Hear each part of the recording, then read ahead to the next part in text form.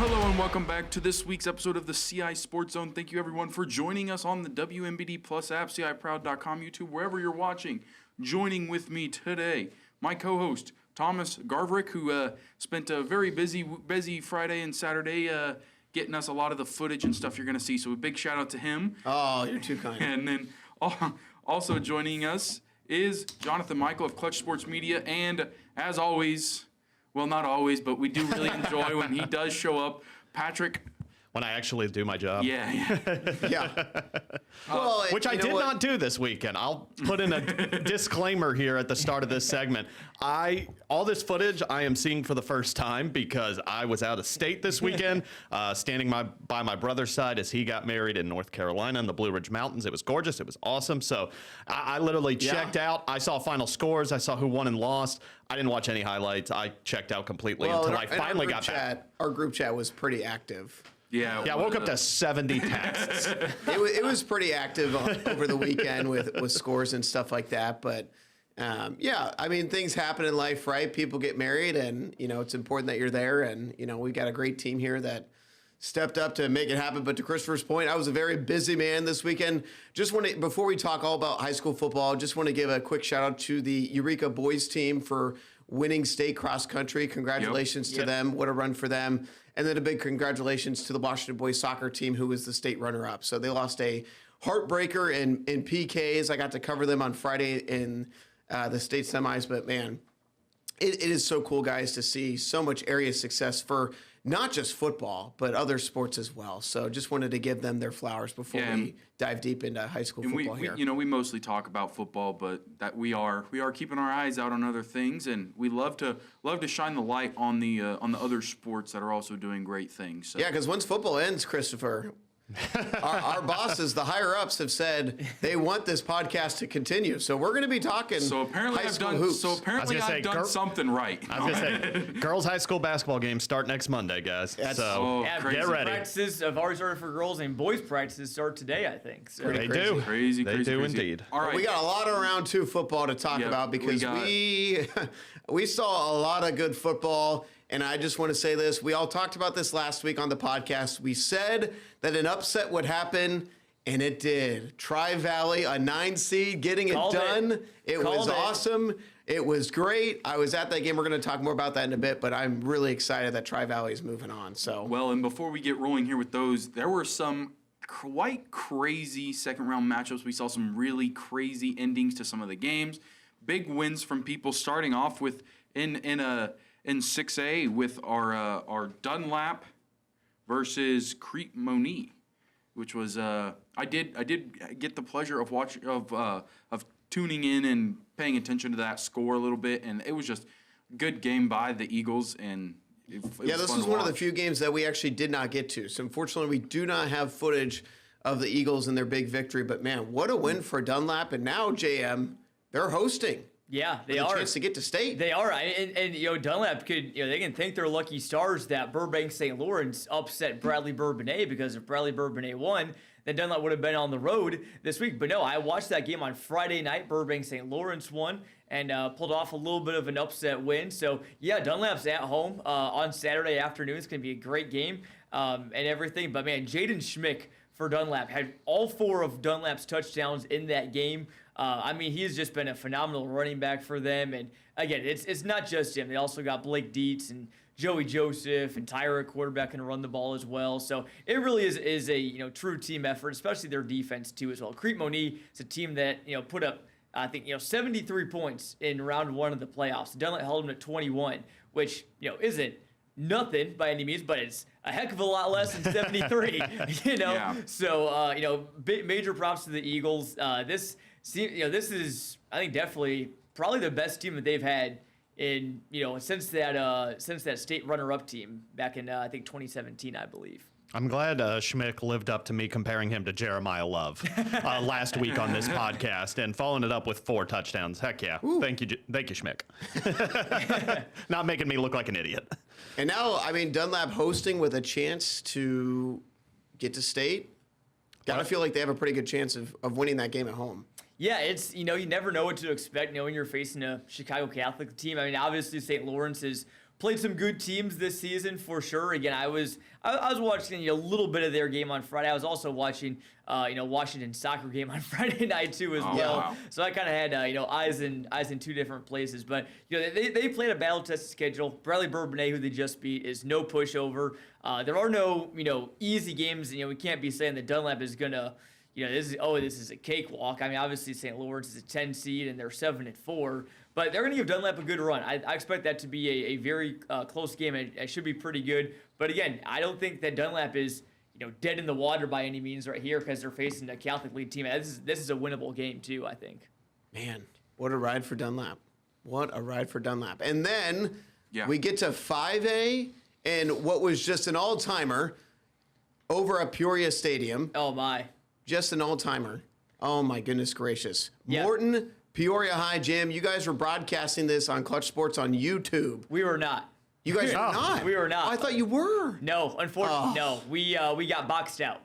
You got boxed out. Yep. But we yeah. saw an instant classic. At least I saw an instant classic for the second quarter of that game. But, man, Peoria High winning 38-34. JM, talk about just the magic of Breon Green and that Peoria High team to come from behind and beat Morton. Yeah. Again, I was tuned in for most of that game. Again, wish you could have been there for us on our Clutch Sports Media YouTube channel or with WMED as well. Just unfortunately did not work out that way. But a great game. I mean, 3 lead changes in the last, I think, 3:38 of the game. Morton was ahead 27-8, I believe, in the first half, and I'm Yes. like, oh my. Now, I knew Peoria High was going to come back, and they had some big plays, right? You saw that big catch there from Darion Mays. Oh. And there was another long touchdown pass to Jalen Rayford to get things started for them as well. So, again, Peoria High's, their big playability is what really separated them from Morton, and especially, too, once it started raining heavily in the second half. I know it was raining in the first half, but Yeah. it was really coming down. Thomas, you can probably speak more on that because you were actually there Yeah. in that second half. But again, Peoria High's defense really locked in. They held Morton pretty much scoreless until about 3 minutes left to go after they had just taken the lead on a 50-yard touch, or no, it was a Breon Green touchdown to go up. Then the first play back, Peoria onside kicks it. Morton recovers it. One play, 30-yard touchdown run from Silas Steffen, who was absolutely lights out in that game. Hats off to Silas Steffen. Oh, he was awesome. He was absolutely amazing for Morton carrying the ball. He's not normally a running back. Yeah. But he was amazing. And then Peoria High, though, comes back. They converted some clutch fourth downs. I mean, some majorly clutch fourth downs. Melvin Jenkins caught one on fourth down and then set up a touchdown run by Breon Green, who I think had 4 or 5 touchdowns on the night. I mean, Green is playing like, his career depends on it. He's a senior wrapping up his career, Yep. and he is going out with a bang. Yeah, and again, right now, everybody, you are seeing highlights of every single first-round game. So that's Washington, Muhammad Seymour. We'll get to them in a bit. But, man, that second quarter, I showed up, it was 21-8 Morton, and I couldn't believe it. I was like, wow. I'm like, the Potters really just punched the Lions in the mouth. And then, again, Morton took that 27-8 lead, and I was like, man, Peoria High is in some trouble.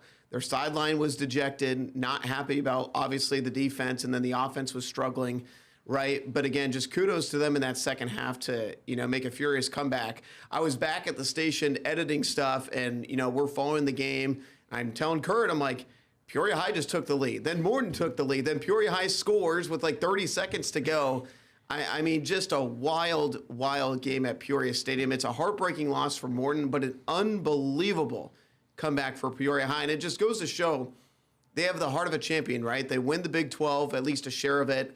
And then, they were down and out in that game. And for them to rally and for Coach Montgomery to keep his guys in it mentally, they have all the talent in the world. But to keep a team who is down 19 to say, hey, guys, we can still win this game. And they get it done. I mean, just hats off. So, Thomas, you might say they have the heart of a lion? They have the heart of a lion. I didn't want to be the one to They say it. have the heart of a lion, man. I was thinking it. They have the heart Chris of a said lion. it. They have the heart of a lion. Yeah, no, I didn't get the chance to watch that whole game. I was keeping up on Max Preps and just looking other places. And then Thomas, thankfully, at the end of the game, just keeps updating our text and Oh, I was firing off tweets all day. I was having a whirlwind of emotions in a game that I couldn't even actually watch. So it was great football game, and those are the games that kind of make the playoffs really fun to watch. You get 2 really good teams battling back and forth, and one team gets off to a lead, but the other team is not out. They come back, make it a fun game and give everyone a little bit of some heart palpitations or something. Just an instant classic, man. And real quick about Morton, I mean, that is 3 Game of the Year candidates they've played in this year. There was that Week 4 game, remember, against Metamora. There was that Week 8 win against Dunlap where they scored, I think, with like 13 seconds left to win. And then they have that game against Peoria High. So it seems like every time that we have a Game of the Year candidate, Morton is playing in it. So, or Dunlap too as well. Those 2 teams have been just absolute cinema this season. Absolutely. And, me and Patrick are both really big Breon Green fans. There's no secrets Yeah. about that. I mean, and I told this to Kurt when I got back, and me and Patrick, again, have said this all year. I mean, Breon just throws one of the prettiest deep balls you're going to see. Oh, yeah. I mean, and I get that,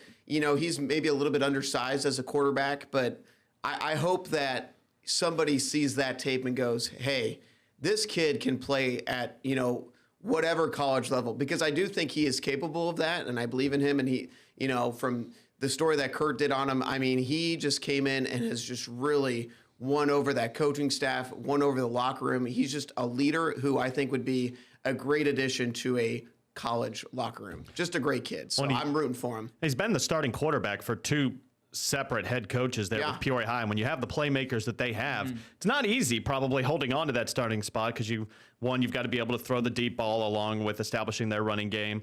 But also, I mean, that's a competitive group of guys. They all want to be on the field, and that's, healthy competition is great. And to be able to hold on to that spot for 3 years under Coach Thornton and now Coach Montgomery, hats off to Breon Green and hats off to everyone up still alive. We got 8 teams left in each classification. This is where it starts getting really fun. Yeah. And really quickly on Morton, guys, I know that loss is probably going to sting for a while. Obviously, right? They were up 19. You felt like they were in control. But I do want to say, again, impressed with how their season unfolded, right? It could have been very easy for the wheels to fall off when Isaac Davis got hurt. And Brody Fritz stepped in and did a marvelous job as a sophomore. And I do think that going forward, that this season will really benefit Morton, because when Brody Fritz, you got 2 more years of him as your quarterback, most likely.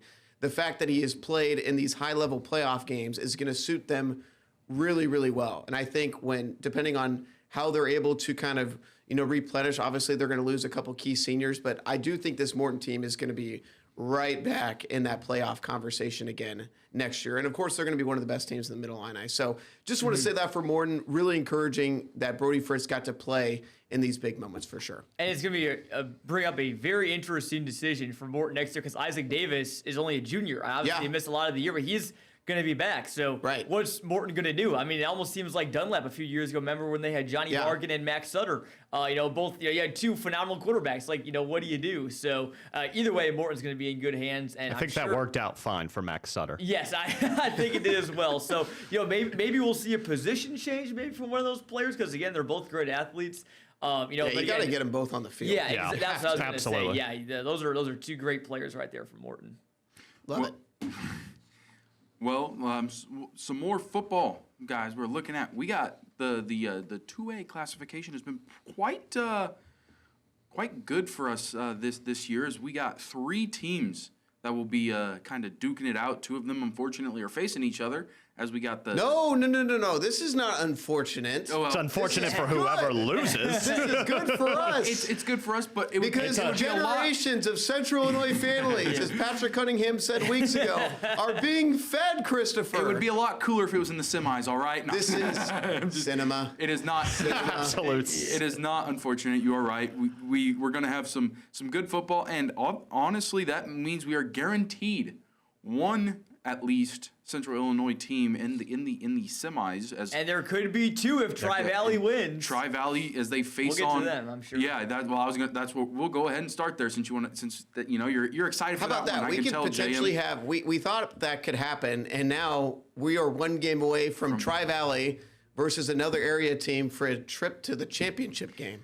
And on that same day, we could have Peoria High versus Washington. On Yes. the same day. On With a the trip to Same state. day. Yeah. that would be very But good. again, it's good for us when the teams play in the same game instead of one playing at 10 in the morning, one playing at 1, 4, 7, whatever it is. So, but it's pretty crazy that it might work out that way. So, But yeah, as we kind of touched on a little bit before, Tri-Valley with the big upset over Rock Ridge, the 9 over the 1 seed with a 7-point win, and they're now going to face Wilmington, who looking at their kind of past wins, are kind They're of on a roll here. Absolute machine. They are a perennial playoff machine. What's that? 122 points to their opponents, 8 in the first 2 rounds. So they are Yes. they are rolling. A big win over Seneca, 42-0. First round they beat Hamilton, West Hancock, whatever, 70-8. Whatever, you lost. Apologies to anyone watching watching from from West Hancock. I think people are Chris. tuning in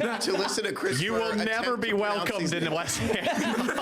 I don't think West. that is I not- know where West Hancock is. I don't think they're welcoming to too many people anyways. That came off. That came off. Christopher. Whatever. That came off a lot. I meant To be fair to Chris, they did lose 70-8. the way they're listed here is like Hamilton, then brackets West Hancock co-op. They are. They so all I covered don't. West Hancock. So- Hamilton's just the name of the town that they're Okay, in. so they're West the Hancock- Kudos to Hancock Chris for Titans. trying to rip through these names. Man. Sorry for I those love up it. in. Sorry for those up in Hamilton. No By disrespect next year, intended. Christopher will have an encyclopedic knowledge. I will teach him of every town and football team in Illinois. So there will be none of this going on next year. I'll take him to school and I'll tell him where these schools are and tell him hey, Where to avoid. I mean, Christopher has done a great job. It takes time. I mean, Patrick would say this, Jonathan would say this, I would say this. I mean, this is my second full year getting to do football, but it does take some time to learn about these teams and the areas. So we love giving Christopher a hard time, but he is seriously doing a great job with figuring this stuff out. Because amount he's of really time- doing this on the fly. I kept my first 3 weeks here. I kept bothering Kirk. I kept getting Metamora and Morton confused, and I kept thinking Metamora and Peoria. And Metamora was in the Big 12 with Peoria High. So my first 6 months here were just confusion. I had never heard of Illini Bluffs because they don't have a football team. So Kirk keeps bringing them up all throughout football season. I have no idea what place he's talking about. Turns out it's 20 minutes from our station in Glassford. But yeah, Chris, you're doing great. Then you got all these co-ops. I mean, that's just Yes. that throws It's- another wrinkle in. But Yeah. Anyway, That is true. Tri-Valley. Downs Tri-Valley as it's listed here, guys. And I'm facing Wilmington at Wilmington Middle School, 5 p.m. Saturday. Yeah, I saw That that. must be where the football field is. Wilmington is, I don't know if you guys have seen this, but Wilmington has an absolutely electric playoff atmosphere. And not just playoff atmosphere, this is every home game for them. Yeah. Their football field, which again, I assume is at the middle school. I've never been to a game there. But their football field is kind of next to a forest. And, or a wooded area, and the players come running out of the wooded area or forest, whatever, lined by a whole kind of tunnel of motorcycles running as loud as humanly possible. And I think the you motorcycles serious? drive onto the field, or they line the field with the motorcycles, and the people run out. I mean, it is I'm one of the starting- more intimidating electric atmospheres out there. So I'm starting to see how they've only given up 8 points so far. in the yeah, they playoffs. are. Wilmington is absolutely small school football in Illinois at one of its best, and same can be said for Tri-Valley as well. I mean, that is a two-way heavyweight battle right there. Should be a really good one. Again, how about Tri-Valley? That win against Rockridge didn't have the lead at all until 1:20 to go in the game. 79-yard touchdown pass from Ethan Moore to Owen McLean. So When's the last time Tri-Valley had a 75-plus yard touchdown pass? Yeah, I mean, when I got there, they were down 7-0. They get a little halfback pass touchdown, which was a neat little play, a little pitch out, running back to running back touchdown. But yeah, I left going, okay, it's 7-7. I'm like, tie game, Tri-Valley's in it. And then I'm just following, because you have people just out at these games who are probably freelancing, and I just keep seeing these tweets that go, Rockridge was knocking on the door of scoring, and then all of a sudden it goes, hey, Tri-Valley's got the ball inside their own 10, and then they end up scoring a touchdown to win the game. I mean, I can only imagine just the pandemonium that took place when that play happened. I mean, it was a packed house at Tri-Valley, and I love how they do it there. Them and EPG, they have the students on the baseline of the behind the end zone. It's awesome. behind I the end love zone, that. which I think is just so cool. I love the smaller schools, and I love that they do that. So, but hats off to Tri-Valley, man. They were an underseeded 9. They knew that. I think they took it personal, and they shocked the world, if you want to say, and knocked off Rockridge. So good for them. Let me tell you, I've played in a couple of games where the student section is near the end zone, and it's real fun unless you're the visiting team. Yep. Being heckled by players, especially if you're losing, being heckled by their student section is not fun. They come up with some of the most outlandish things you'll ever hear, and it's just very, very demoralizing when you have to play with students who are very passionate. And as we've learned with a lot of things we do, these small town schools are always very, very passionate. The students love it. So I could only imagine what that would be like to have to sit and try to play a game where, one, you have to be completely mentally locked in the game of football, as with almost every sport, and just with people heckling you from 10 feet away can be kind of rough. So Absolutely. That's awesome for them. The next 2A game we kind of looking forward to as we That the EPG, Farmington dream matchup. That- EPG looked good again. I mean, they have just been steamrolling the competition. Their defense was great. They pitched a shutout, but rainy conditions. We talked about it last week on the podcast that rain might be a factor, and because this game started later, the rain started coming down, but it did not impact the Titans at all. Aiden Adams had a great game on the ground.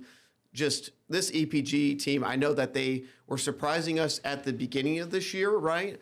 But we're all believers, and this is a team, guys, I think now with both 1 seeds in 2A out, because Murrow Forsyth on the other side of the bracket, who we've seen this year, they were a 9 seed, and they knocked off the 1. Now, EPG is technically the highest seed remaining in 2A, and this is a team, guys, who I think could win it all. I really do. Yeah, that was a very impressive win. I mean, 31-0. I knew it would be a battle against Sterling Newman. That's another team that's very successful year in and year out. I liked EPG to win that game, but I wasn't expecting them to A, win by 31, and B, have it be a shutout. Their defense has just been phenomenal. Again, you saw back in the first round, they gave up 20 points to Chicago Marshall. That was well after the game was decided. That was with a bunch of backups in. But you look, aside from that, those players scored with the backups in. The last few games for EPG, they have given up in order 6-0-0-6. Then that game against Marshall, they scored against the backups, and then 0.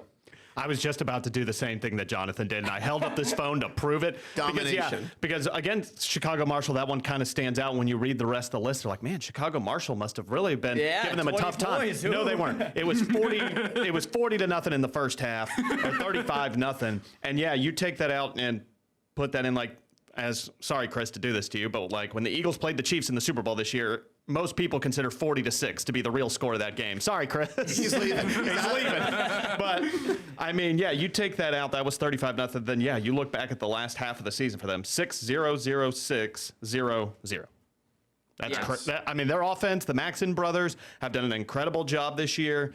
And that offense has been getting its props like it should, but that defense is also Really good. incredible. Yeah, and also, too, really Aiden good. Adams. I know, real quick, sorry to cut you off. That was my bad. No. I wanted to shout out Aiden Adams. We talked about Owen Adams a lot on Yep. this podcast. But again, they have another Adams, Aiden Adams, who's no relation to Owen. I asked them earlier this year. They are not related. But yeah, he had a great game. Had a 12-yard touchdown, and then had a 50-yard touchdown. And then Owen Adams had a 69-yard touchdown from Owen Adams to Braden Gibson. And then Aiden Adams finished off the hat trick later on. Yeah. So 3 tutties for him. The Adams brothers, very strong. And the Maxon brothers as well are just super dynamic. So yeah, EPG looks really good. And it's going to be a good game against Farmington too, who had another very late kind of heart-stopping win. Yeah, I mean, it's just so interesting because it's 2 teams that are kind of, coming from opposite directions, right? Farmington they remind me a lot of last year's Kansas City Chiefs during the regular season. They just keep finding a way to win every close game in just crazy different ways. They were behind in this game. They were behind in their, maybe not behind in that first round game, but they almost lost on a field goal. They had to block the field goal to save their season. And then again, they had to come from behind. And so it's just interesting. This Farmington team, again, has a lot of heart, a lot of grit. They just find ways to win. It'll be interesting to see how does that stack up against EPG, a team that has just been rolling. Because EPG can throw the ball, but they demonstrated on Saturday that, hey, if it rains, we're just going to lean on the run game. We're going to lean on the defense. So it's going to be fascinating to see, how these two fare against one another. It'll be a lot of fun. If I had to ask you, just to kind of tie this podcast together, without looking at their schedule, Farmington's defense, who have they given up the most points to? Probably Macomb. I think that would be week 1 West Hancock. West Hancock, Chris. Gave up 28 points. Hey, I just registered what a jerk. I'm sorry, I had to do it. I was scrolling through. I assumed Macomb. It was but not It was Macomb. West Hancock. Macomb, they gave up 16 back on October 3rd in a 30-16 Yep. win. And that is, I believe, the third most point. That might be the second most Third, points that's they third. gave up. They gave 23 to Knoxville. Oh, the week yep, that is before. right. That's that Hamilton West Hancock Co-op or whatever, right? Yes. That school is what we're. Yep. Yeah. Sorry, bud. The one that Chris doesn't care for. Hey, they're my best friends up there in Hamilton West Hancock Co-op. So I love it. I love it. but as we were kind of touching up on Farmington a little bit more, is they've kind of showed the importance of playing the whole game. There's 4 quarters to a football game, and that first game was a blocked field goal to win the game. Where whenever a field goal lines up, most people are like, "Well, there's the game. We're up 2. They're going to kick game-winning field goal." Nothing is ever free. Nothing is ever, especially in big games, good teams find a way to win. It doesn't matter if you win by 1 or if you win by 62. Now, there are games where you're like, we should have won by more, but a win's a win. I hate to be that guy. Win in advance. Yes, that's so the name Very of the game. Nick Saban-ish of Yeah, you. yeah. Doesn't Hey, matter how. I mean, now, if you should blow a team out and you win by 1, you're frustrated. You're like, "God." But, I mean, especially in the playoffs, nitty-gritty wins are wins, man, and you moved on to the next round no matter what. And so I'm really looking forward. I for sure will be keeping my eye on this EPG Farmington game. Oh, we all will be. I hope I'm there. Two very good. I would imagine It's that gonna be a Patrick probably bidding will war be in there. the WMED newsroom to see is. who can go to the who wants Well, to go to that I'm game. gonna put a bid in for it, and I'm not even gonna be here. I was going to say, because also what they'll be competing against potentially for bids, that's also state Saturday for volleyball. We got 6 volleyball teams still alive Yeah, here we in do. Central Illinois. So it could be, once again, another very, very busy day and one I'm very much looking forward to. Yeah, it'll be very interesting. Really quickly, before we have to go to break here, we do want to talk about Washington. I was gonna wanna say, make we sure- did- we I want to did. make sure that the Panthers, as the 1 seed, we broadcasted that game. Jonathan was on the call for that one against a Muhammad Seymour team who we all agreed is not your traditional 8 seed. Very good game, but again, Washington took care of business, JM. Yeah, and Just keep rolling. yeah, AJ Jones was absolutely phenomenal. I mean, we said it right at the end of the broadcast. We picked him as our, we don't have an official player of the game, but I mean, we kind of do an unofficial one, and we were talking. Your LFG player of the game, like Tom Brady does. Yeah, I guess so. But it wasn't necessarily just what AJ Jones did. Again, he had 2 touchdown catches and also carried the ball a little bit too as well. And I credit Washington staff for getting the ball in the hands of one of their most athletic players and one that Muhammad Seymour didn't really have quite an answer for, but it was when he did it as well. He had some really huge punt returns to set up Washington in great field position. One of them got down to the Muhammad Seymour 7 or 8 yard line. So I mean, that's just golden field position right there. And then Muhammad Seymour kind of came back a little bit. It was a close game for the first about 3 quarters or so. And then Jones had a 15-yard touchdown catch, I believe, which was just phenomenal highlight reel catch to make it a 2-score game. And then the first play of the 4th quarter, he took a 45-yard pass, went to the house, and then that made it the 3-score game. And by that point, Washington had it pretty much in hand. So again, another really good win for Washington. I'm really looking forward to that game against Providence, who's also very good. They took down Kankakee last week, and Washington's on the road. So again, if Washington wins, they get the reward of playing the semifinal game at Babcock Field. Again, it could be against Peoria High. Again, should be a good game. Will probably be, I would say, Washington's biggest test of the season so far. Disrespect to Dunlap or any of these other teams that they face, Providence Catholic is pretty solid. Yeah. But again, the way Washington plays, they're just so hard to beat.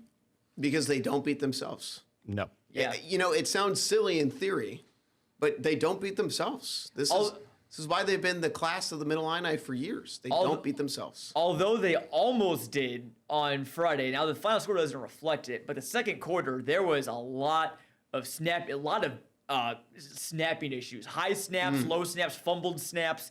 There were 4 to 5 of them. That was the only thing I was concerned about for Washington. And again, it was a little bit rainy. Again, I don't know how wet or slick the ball was. Rain was coming on a tiny bit. But again, that's the only thing I think Washington really needs to really focus on and improve from last. Other than that, I think they played a really good game. But if they can get their snaps right, get that going in practice, I'm sure that they will. they should be good this week. Washington, Peoria High. We're just 2 wins away Yeah. from what would be an epic state semifinal matchup. We hope it happens. We need it to happen. We're all praying over here for that because I mean, seriously, we would be so spoiled if we get Farmington EPG and then the following week we get one of those teams and Tri-Valley and Washington, Peoria High. I mean, come on. And also, too, let's not forget about Dunlap. If Dunlap wins. They got a chance to knock down Goliath in East St. Louis. I mean, again, East St. Louis is an absolute wagon. Best team in the state in my mind, no doubt about it. And they were an regardless 8 of seed. class. But, Well, I was going to the say, if thing that came up, I had, like Jonathan said a couple weeks ago, I printed out the seeding rules. The seeds are very, like he said, it's very clear. Yeah, and it's- why they're an it's 8 seed, clear-cut. they went 6-3. Now their 3 losses are to nationally ranked teams. IMG and Academy. On IMG Academy in Florida, a Catholic school in New Jersey, and Bishop Gorman Yeah. in Nevada. Not my Bishop Gorman, which is the sister school in Tyler, Texas. They're not, no, absolutely not. Yeah. But the first criteria when seeding the brackets is total wins. It is how many wins you have. It doesn't matter if they're against all 0-9 teams or what. They had 6 wins. There's plenty of teams in front of them that had 7, 8, or 9. It's just how we do it and here. this is not the first year that this has happened either. East St. Louis has been a 5, a 6, a 7 seed before. So, obviously I think got a little bit more publicity this year because they were an 8 seed and were hence playing the number 1 seed in the second round. Yeah. But again, this is not anything new. This is not the first time that's all happened. But again, I mean, obviously it would be a steep hill to climb for Dunlap if they were, try and take down East St. Louis if looking ahead to the state semifinals. But again, you have the opportunity, and that's all you can ask for. So again, obviously they have to get past St. Lawrence this week. I expect East St. Louis to get past Chicago Simeon pretty easily, but yeah, could be something to look out for next be a fun 2 ride. Saturdays from now. Well, Patrick, Jonathan, we do appreciate you guys joining us and sharing your high school sports expertise with us, giving a little bit of more flavor to the podcast. We are going to take a short break. We appreciate everyone for joining us on the WMD Plus app and CIProud.com. Thomas and I will be back with a little bit of college footballs. We haven't gotten to talk about them in a little bit because we've been busy with high school. So we will be back after this short break.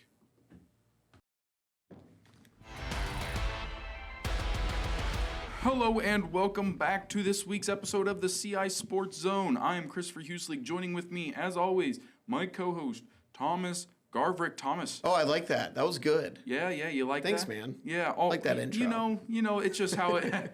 Hey, man, I'm just always here to make sure you're happy. You know what I mean, Thomas? 100%. So, also joining with us, the hot take expert in the newsroom, Alex Baby. Berger. And as I mentioned before The Burger Man. as I mentioned before the break, talking a little college football for the first time in a couple of weeks. High school football had been pretty busy and Dominating our time and that is attention our as it should. that is the main point of this podcast was to bring out some more high school sports. Yep. But we do love talking college, so we are going to get back to that a little bit. The first game that was on my radar this weekend, that was a really good college football game. Texas Tech BYU. Absolutely. Undefeated Cougars going Really against good game. the That Red was Raiders. a terrible game. No. BYU no. was never in it. No, they weren't. We're gonna They talk weren't. about that But- Indiana Penn State game here in a second. But But that was the game that going into this weekend, I thought, this will be a pretty good game. And the Red Raiders kind of shut the Cougars down, as you said. 29-7 win, kind of handing the Cougars their first loss of the season. It was just... Well, Yeah. the interesting part about this is I'm always curious whenever the spread comes out for these like big time top 10 matchups. It opened up with Tech as like a 10.5 point favorite. And everybody goes, this is number 7 versus number 8. This should be like a field goal, right? And then it just kept climbing. And by kickoff, it was a 2 touchdown spread in favor of Texas Tech. And it just goes to show, I think BYU is a good team. And actually, Texas Tech's head coach talked about this. They could have just chosen to play an independent schedule, but they joined the Big 12. But to me, this was a reminder that BYU is not on that level yet. They are a good team, good program, but Tech is the superior team, dominated them from start to finish. This was never a game. This was never even close. No. This BYU team has been rolling people all year long, and I think finally this is what happens when a team who traditionally plays a weaker independent schedule is now playing the big boys in terms of Texas Tech. Texas Tech just dominated both lines of scrimmage. But Yeah. really impressed with the Red Raiders. This is a team that can do some damage Yeah, they in the are. college football playoff if they win the Big 12 and get in. I'm the way they're rolling. I don't see another Big 12 team standing in their way. It's always possible. Truthfully. Any given Saturday, as they say. Any Hopefully, given Saturday. hopefully I don't get hit for like a copyright. No, I'm just kidding. Anyway, I'll copyright just- it before you. I'm just messing around. But It's just yeah, joshing. I think the Red Raiders for sure going into the playoffs are always are going to be one of those teams that could make a pretty solid run, and especially if they keep chugging on the. I would imagine They've if been. they win the Big 12, they'll probably host a first round game. Yeah, I and would I- imagine that they will get a first round home game. They've had mostly success, even going back to almost 10 years ago with Patrick Mahomes at the helm. I mean, they were still fine. They were still good. They just weren't like at the level as the Alabamas or the LSUs at the time. You know what I mean? But I mean, as you mentioned, Thomas, we're seeing the disparity of college football. This happens year after year. We have a program that will make it so far. I mean, Florida State last year was one of those programs. I mean, obviously they had the injury of Jordan Travis, but they made it really far and just couldn't get to that point. I think we're seeing that again with BYU. So it'll be interesting to see how it pans out, come end of December into January.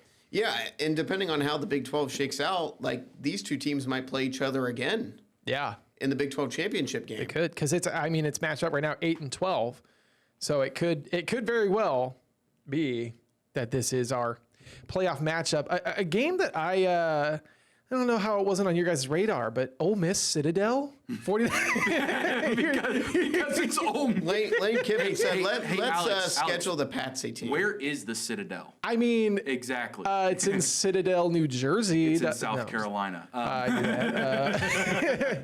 that. No, I'm just giving you a hard time.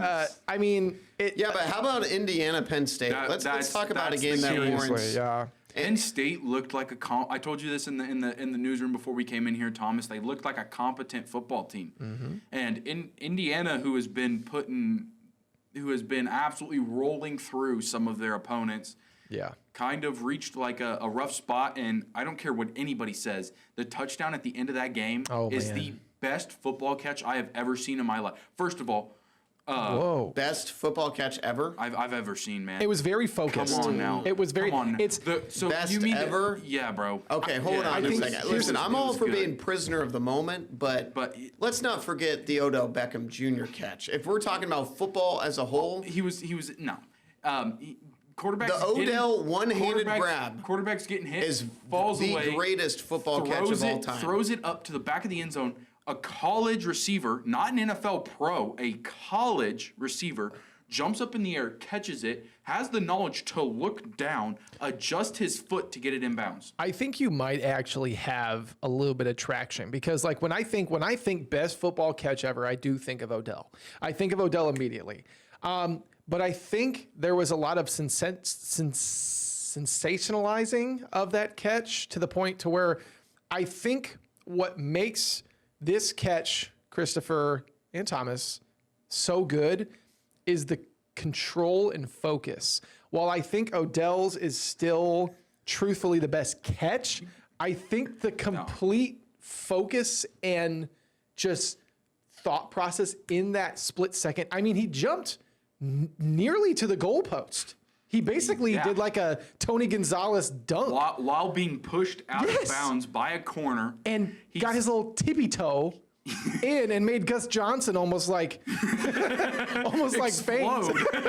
He's like, "Oh my God, I got it!" I liked his little And voice once fry. again, he's a college athlete. He's not a paid professional. Hold on, Thomas is It's just Listen. best catch I've ever I'm seen. not disputing. That is by far the best college catch of the season, given the circumstance of the moment Yeah. and what that meant. Definitely. Because if he doesn't catch that, I believe it would have been 4th and goal, and who knows if Indiana is able to win that game. yeah. And we cannot bracket and just say, oh, well, since he's a college kid I sure and the can, 'cause professional. I just did. Again, Freedom of speech, baby. if you're gonna call it, if you're gonna sit here and say that's the greatest football catch of all time, then you can't say, oh, well, he's a college kid, so that makes it more impressive. It does. I does. totally disagree with that. I actually Line think of I have to reasoning. agree with Thomas here. I Cannot think sit here Great and say football just catch. because.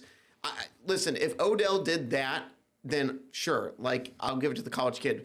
But the degree of difficulty of Odell having to stretch his entire arm back and still keep not one but two body That's it. parts Yep. in bounds. I think Christopher. that's- the thing because that catch was not good in the NFL. No.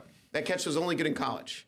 Yeah. In the NFL, you got to either have 2 feet down or you I got to think- have I didn't a think body about part that. down. I didn't think about that. That is the here's- reasoning to here's me the thing. because in Did college he get the second foot down though? Because he hit it with his left foot. His left foot came up and then his right foot touched. I don't know. I didn't because they weren't looking at it for that. Right. think it he was might- it listen, might have I'm been not good sitting in- here like it was an unbelievable catch, but let's One of the best, yeah. let's not be You gotta give prisoner of the Odell his moment here. props. Yeah, I'm sorry, but It's- that Odell catch, like most human beings cannot stretch their arms like No. that. And not only that, but you're literally going one-on-one with somebody, and Yeah. then somehow he's able to keep his body. And I guess my argument too is like he was in the corner. Yeah. So he's literally playing, and again, the Indiana guy is playing, the baseline of the end zone, right? So both impressive catches. But again, let's go back to why was Indiana even in this position? Yeah. They were up 20-7. They were up 20-7 in this game, and then they allowed Penn State to get back into this game. This game was a wake-up call for Indiana. Yeah. And I love Kurt Signetti, and I love that he, has this chip on his shoulder. He plays with this edge. But they almost lost this game. And honestly, they probably should have lost this game. Yeah. And it was a heck of a drive by Mendoza and them. And I get that you're playing on the road. No game is free.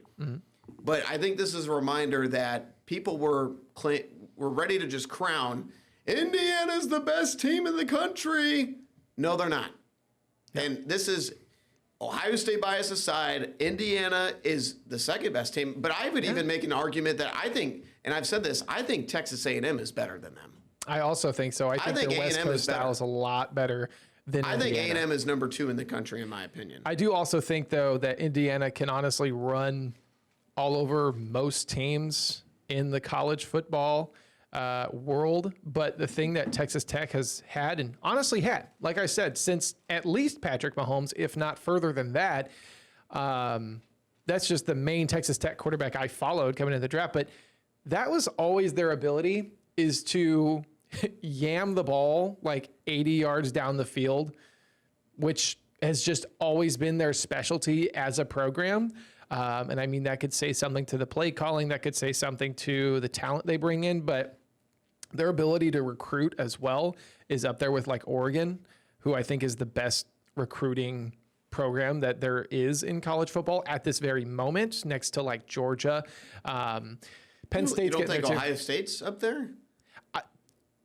Recruiting wise as a complete team, no. I think Ohio State is probably the best at getting the highest prospects that we know. Because I mean, NFL draft comes around, they're like the highest one. Them, Alabama, and Georgia are always like the main ones to have people drafted. Michigan's there too. But I think this season is going to come down to who is the most complete team. I do think at this moment it is Ohio State. I think the combination of Sayan and that entire offense and that entire defense. I mean, it's got to just be exhausting to play the Buckeyes at this point. Like that, you see that in no matter how much film you review, no matter how much prep you do, it's the Buckeyes. They just walk into your house and steal your belongings, everything you have, everything you thought you could do on offense and defense. No. I honestly, I don't like, as an Ohio State fan and just as a cat, I mean, I can't sit here and say, like, I felt like last year going in, I felt like even as the 9 or 8 seed, whatever, I think Ohio State was the 8 seed, I still felt like they were the best team on paper. But I do think this Indiana team can beat them. I do think that A&M can beat them. I think that Bama can beat them. I think we are destined for if the top 4 teams right now in college football, 1 through 4, if we get the top 2 from the Big Ten and the top 2 from the SEC in the Final Four, that would be 2 just epic games. We could be looking at Ohio State and Bama, who have played each other so many times. That would be an awesome football game. Yeah. And then we could potentially have Indiana and Texas A&M play each other, and that would be an awesome football game. But I'll be honest with you guys. I mean, this Ohio State team could easily lose to. They could lose to Indiana. They could lose to. To me, I think the They team can lose that's to scared- Oregon. I don't. This Oregon team is good, but I don't think. I think this Oregon team is not as good as the team that they had last year. But I'll be honest with you guys. As an Ohio State fan, Texas A&M makes me really nervous. Elko is a great coach. They are a great defensive team, but Marcel Reed is just an awesome player. Yeah, And he they've got is. playmakers all over the field. I think they would give Ohio State the most problems. Ty Simpson makes me nervous because he has played really well this year for Bama. I think from a matchup standpoint, I think Ohio State will handle Indiana well if they play in the Big Ten championship game. Even though that game is played in Indy, that it essentially will be a home game for Indiana, but Ohio State travels well. I just think Ohio State matches up better with Indiana, but we'll see. I want to see that game.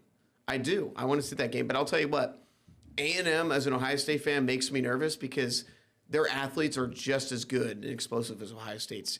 Kevin Concepcion is unbelievable. Marcel Reed at quarterback is unbelievable.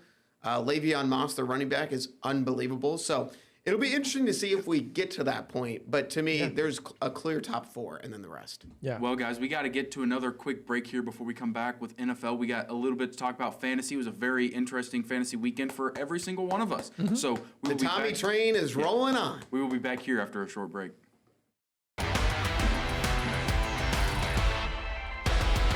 Hello and welcome back to the CI Sports Zone. I'm Christopher Hueslick. Joining with me, my co-host Thomas Garverick and Alex Berger.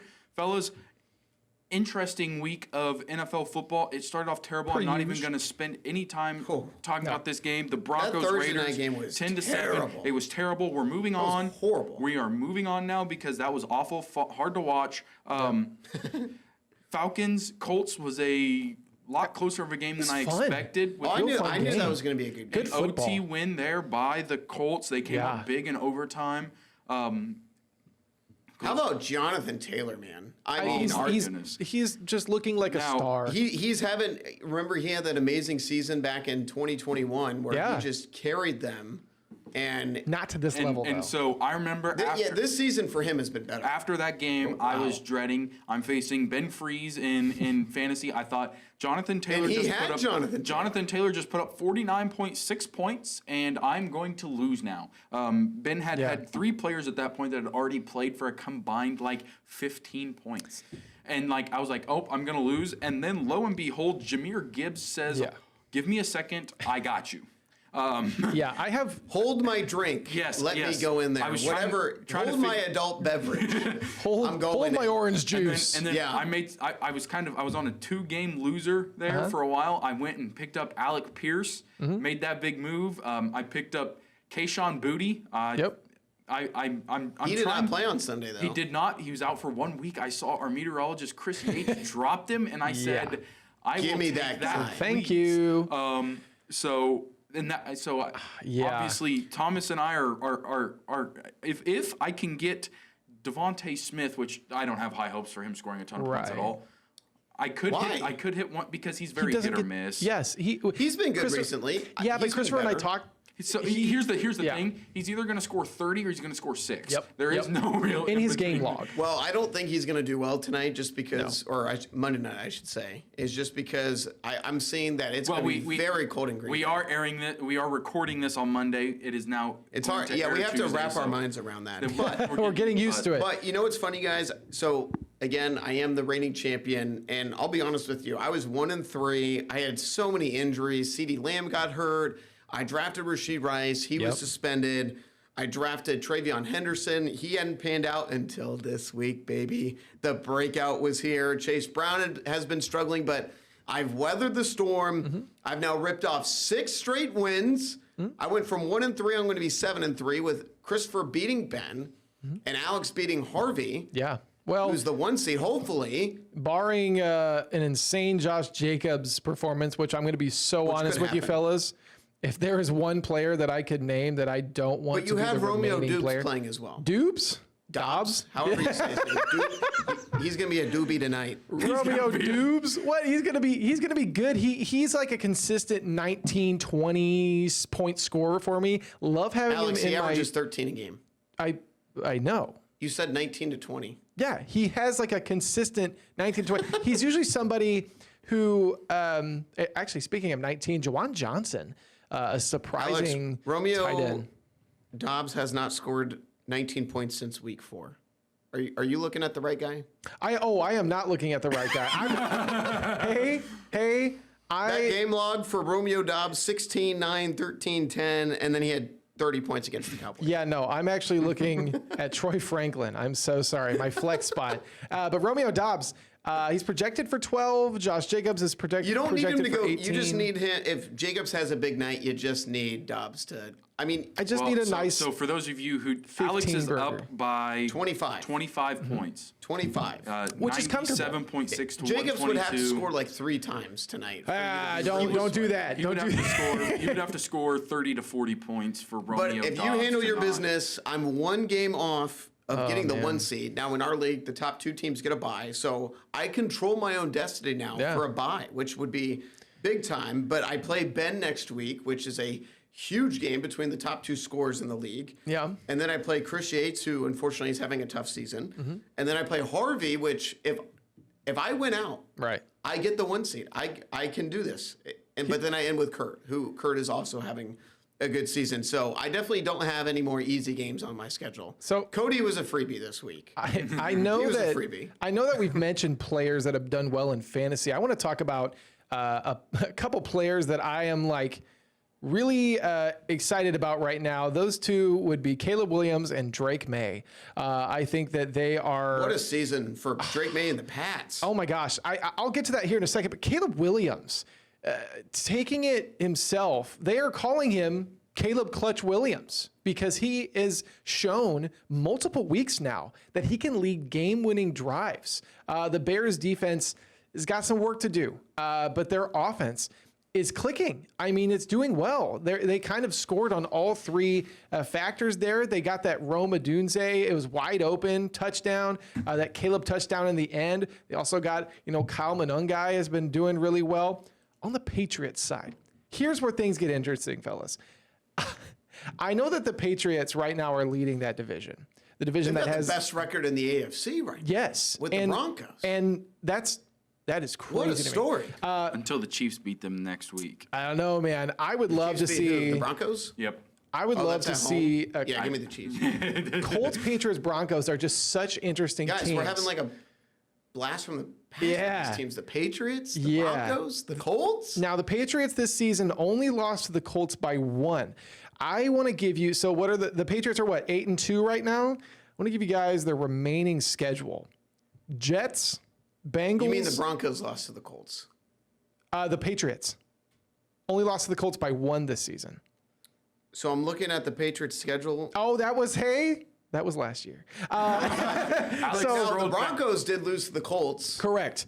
on a bizarre way. Yeah. Oh, yeah. wait, yes, that's what I was But looking yeah, at. I'm the sorry. Patriots Yes. and the Colts, unfortunately, do not play each other this year unless Correct. they play each other in the playoffs. But here's the remaining schedule: Jets, Bengals, Giants, Bills, Ravens, Jets, Dolphins.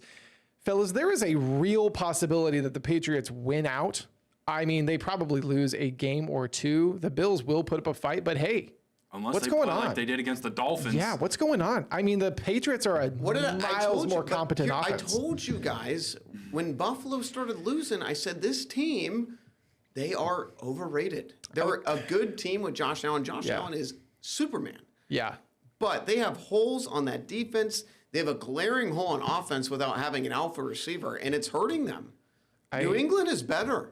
Mike Vrabel should win Coach of the Year. Him or Shane Steichen should win Coach of the Year. I do have to say, fellas, Or Mike McDonald for Seattle. Superman Those are is your- reserved for one person and one person one only. guy only, Cam Newton. Thank you. Oh, my God.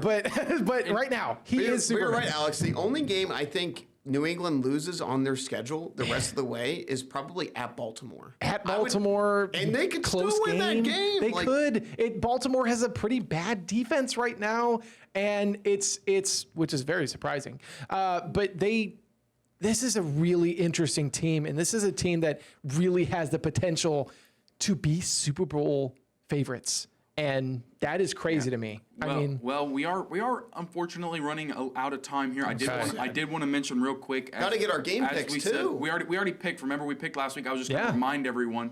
Alex and I picked the Eagles. You took the Packers. You're locked in, by the way. That is how that went.